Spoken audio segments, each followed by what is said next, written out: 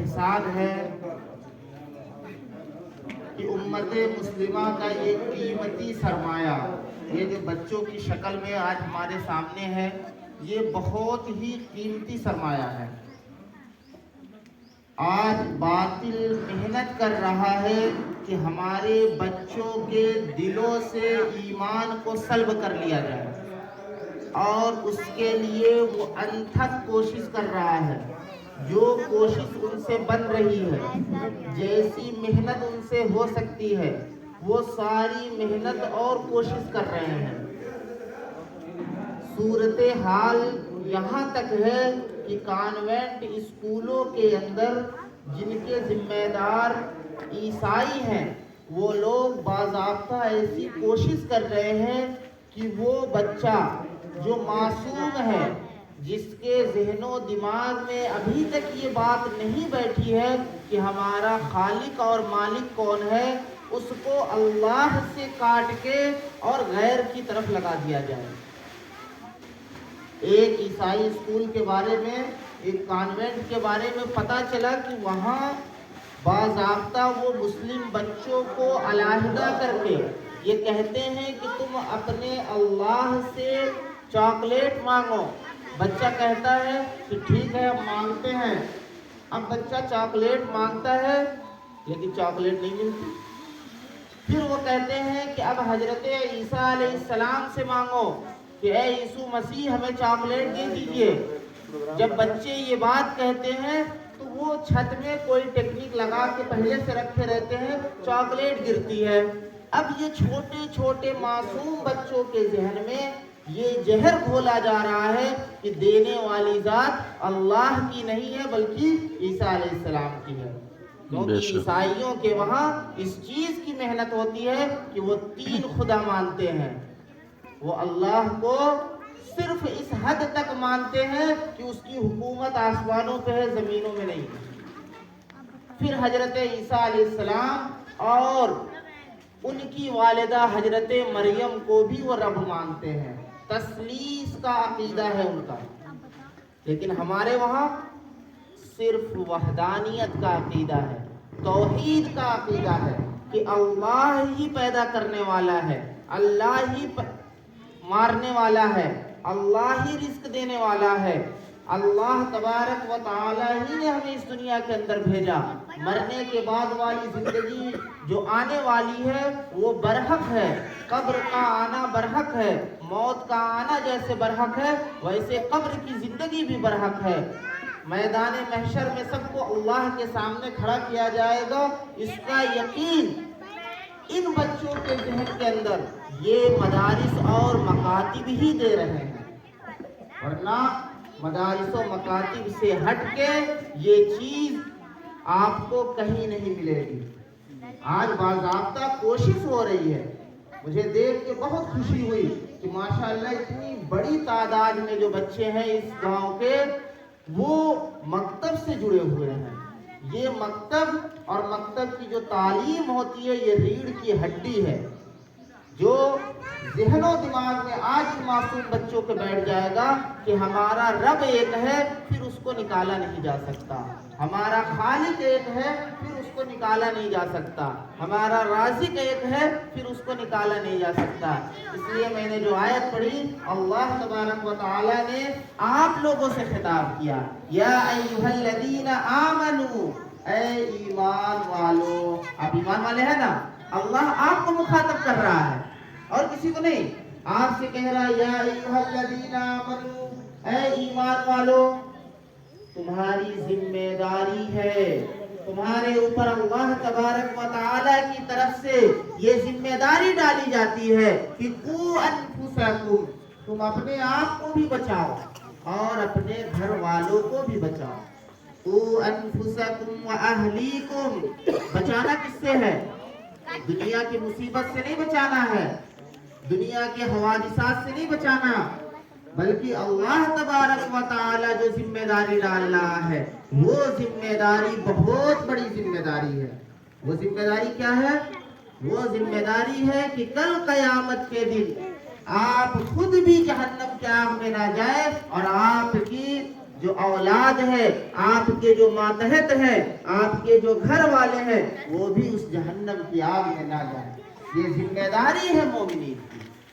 یا ایھا الذین آمنوا علیکم انفسکم لا یضرکم من ضل اذا اهتدیتم۔ ایمان والوں کی ذمہ داری ان کی اپنی ذات کی ہے، وہ اپنی فکر کر لیں، ہر بندہ اپنی فکر کر لے تو کیا ہوگا کہ وہ خود اپنے آپ کو بچائے گا اور اپنے گھر والوں کو بچائے گا۔ تو یہ اللہ تبارک و تعالی نے آپ کے اوپر ذمہ داری ڈالی، یا ایھا الذین آمنوا قوا انفسکم واہلیکم نارا وقودها الناس والحجارہ۔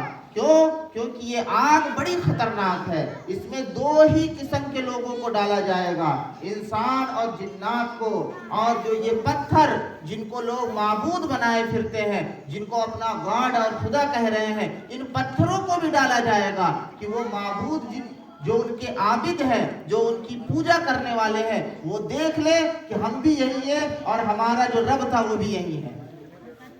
لیکن عذاب بھگتے گا کون؟ صرف دو مخلوق، ایک انسان اور ایک جنات۔ ان دونوں کو جہنم کی آگ کے اندر ڈالا جائے گا۔ بعض ذہنوں میں اشکال آتا ہے کہ انسان کی بات تو ہمیں سمجھ میں آ گئی، جنات تو خود آگ سے بنا ہے، اس کو آگ میں کیوں ڈالا جا رہا ہے؟ آج کیا ہے؟ بہت سے لوگوں کے ذہن میں یہ اشکال آتا ہے، کہیں آپ کے ذہن میں نہ آ جائے، میں آلریڈی اس کا جواب آپ کو بتا دیتا ہوں۔ جیسے ہم کس سے بنے ہیں؟ انسان کس سے بنا ہے؟ مٹی سے بنا ہے۔ لیکن یہ جو مٹی پڑی ہے، اس مٹی کو اٹھا کے اگر آپ کو مارا جائے تو چوٹ لگے گی کہ نہیں لگے گی؟ لگے گی۔ آپ تو مٹی سے بنے ہیں نا۔ ایسے ہی جنات آگ سے بنے ہیں، لیکن آگ میں جب انہیں بھی ڈالا جائے گا تو تکلیف انہیں بھی ویسی ہی ہوگی جیسے انسان کو ہوگی۔ تو دو مخلوق کو آگ میں ڈالا جائے گا۔ اس لیے اللہ تبارک و تعالی ایمان والوں کی ذمہ داری دے رہا ہے کہ تم خود بھی بچو اور اپنے گھر والوں کو بچاؤ۔ اور بچنے کا سب سے بہترین ذریعہ جو ہے وہ مکاتب اور مدارس کا قیام ہے۔ اللہ کا بڑا فضل ہے کہ آپ کے وہاں ایک بہترین حافظ صاحب موجود ہیں جو چھوٹے چھوٹے بچوں کو پڑھانے کی بڑی بہترین مہارت رکھتے ہیں۔ اب ضرورت یہ ہے، آپ کی ذمہ داری یہ ہے کہ آپ ان کا تعاون کریں، آپ ان کا ساتھ دیں، اور یہ جو خالی جگہ ہے پھر یہ خالی نظر نہ آئے۔ آپ ان جگہوں کو بھی بھر، اس جگہ کے اندر آپ باضابطہ مدرسے کا قیام کریں کہ آپ کے گاؤں میں آپ کے بچے بھی پڑھیں اور اطراف کے بچے بھی آ کے یہاں علم حاصل کریں۔ اور یہ مکاتب و مدارس کا قیام ہمیں فضول لگتا ہے، ہمیں تو یوں لگتا ہے کہ ہم اس کو اگر قائم کریں گے تو کیا ملے گا، ہم اپنے بچے کو حافظ اور عالم بنا دیں گے تو ہمیں کیا فائدہ ہوگا۔ ہمیں معمولی سی دنیا کی نوکری دیکھ لیجئے، دنیا کی معمولی سے معمولی نوکری کرنے والا بھی آج امام اور علماء سے زیادہ کما رہا ہے۔ لیکن حقیقت کیا ہے؟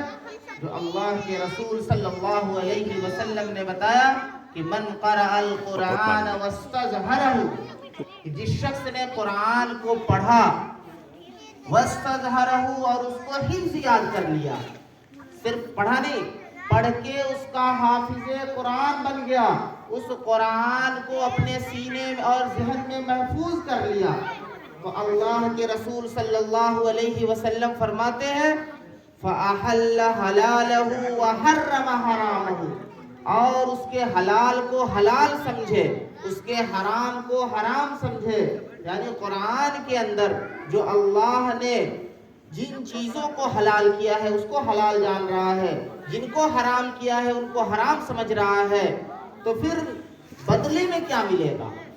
آج ہمیں آخرت کا بدلہ نہیں سمجھ میں آتا، دنیا کا کرنٹ میں فوراً جو بدلہ مل جائے، پیسے میں مل جائے، کرنسی میں مل جائے، ڈالر میں مل جائے، درہم دینار میں مل جائے، وہ ہمیں سمجھ میں آتا ہے، لیکن وہ بدلہ جو آنکھ بند ہونے کے بعد قبر میں اور میدان محشر میں ملے گا وہ نہیں سمجھ میں آتا ہے۔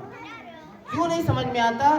کیونکہ سکہ رائج الوقت نہیں ہے۔ آج جو سکہ مارکیٹ میں چل رہا ہے وہ سکہ دنیا کے اندر چلنے والا ہے، اور جو کوشش اور محنت جس کی جانب آپ کو گھمایا جا رہا ہے، جس کی جانب آپ کو موڑنے کی کوشش کی جا رہی ہے، یہ وہ سکہ ہے جو کل آنکھ بند ہونے کے بعد قبر اور میدان محشر میں چلے گا۔ تو اللہ کے رسول صلی اللہ علیہ وسلم نے فرمایا کہ من قرأ القرآن واستظہرہ فأحل حلالہ وحرم حرامہ ادخلہ اللہ بہ الجنہ، کہ ایسے حافظ باعمل کو، حافظ قرآن بننے کے ساتھ ساتھ وہ اس پہ عمل کرنے والا ہو، ایسے